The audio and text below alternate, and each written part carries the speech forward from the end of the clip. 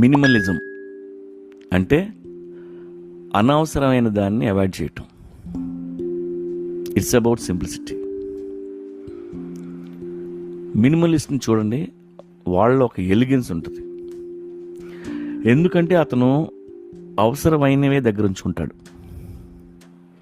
వాళ్ళ ఇంట్లో కావాల్సిన సామాను మాత్రమే ఉంటుంది. వార్డ్రోబ్ ఓపెన్ చేస్తే 7 జతల బట్టలు మాత్రమే కనిపిస్తాయి.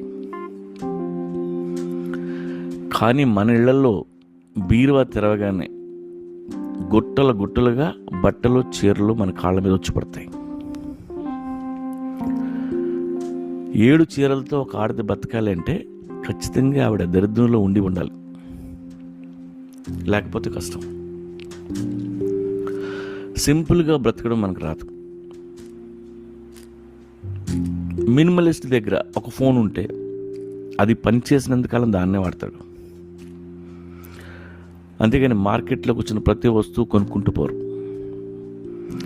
వీలైనంత తక్కువ స్పేస్లో ఉన్న ఇంట్లో ఉంటాడు.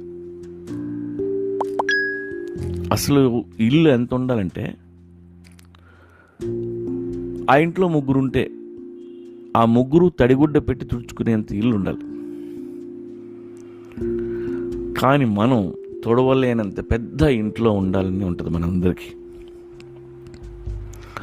4 పనోళ్ళు, 4 డ్రైవర్లు, ఒక తోటమాలి, ఒక వాచ్మెన్, ఒక కుక్ అండ్ అంట్లు తోవడానికి ఒక ఆమె.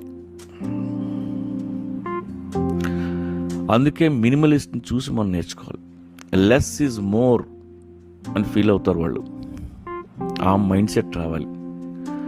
Living with less financial burdens పెట్టుకుంటారు. ఊరంతా అప్పులు చేయరు.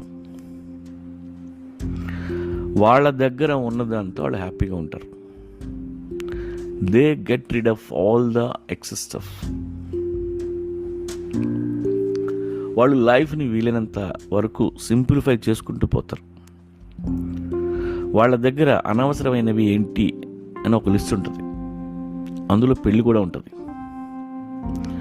అదొక్కటి కమిట్ అయితే మినిమలిజం లేదు, గుడ్డు లేదు. నదిలోకి దూకేసినట్టే కొట్టుకుపోతుంటాం. ఎక్కడ ఆగుతాం ఎవరికి తెలియదు. అలా నదిలోకి దూకరు కాబట్టే మినిమలిస్టులు చాలా హ్యాపీగా ఉంటారు. Less worry, less stress. వాళ్ళు మెటీరియల్ థింగ్స్కి వాల్యూ ఇవ్వరు, కానీ రిలేషన్షిప్స్లో క్వాలిటీ టైం గడుపుతారు. They value friendship. లైఫ్లో చిన్న మూమెంట్స్ని ఎంతో ఎంజాయ్ చేస్తారు. వాళ్ళు ఎవరికి బర్డెన్ కారు, ఇంకొకరు వాళ్ళకి బర్డెన్ అయ్యేలా ఉంచుకోరు. అందుకే హెల్తీగా ఉంటారు, స్పిరిచువల్గా ఉంటారు.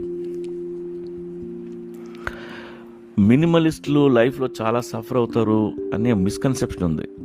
నో, వాళ్ళు సఫర్ అవనివ్వరు. ఎవరి కోసం ఏది సాక్రిఫైస్ చేయరు.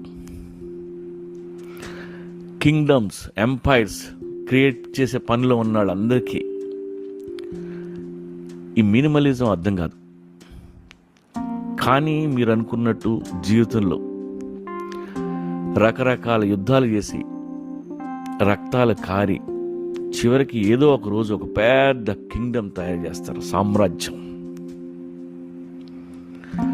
అంత సామ్రాజ్యం చేతికొచ్చాక మీకు కలిగే జ్ఞానం మినిమలిజం.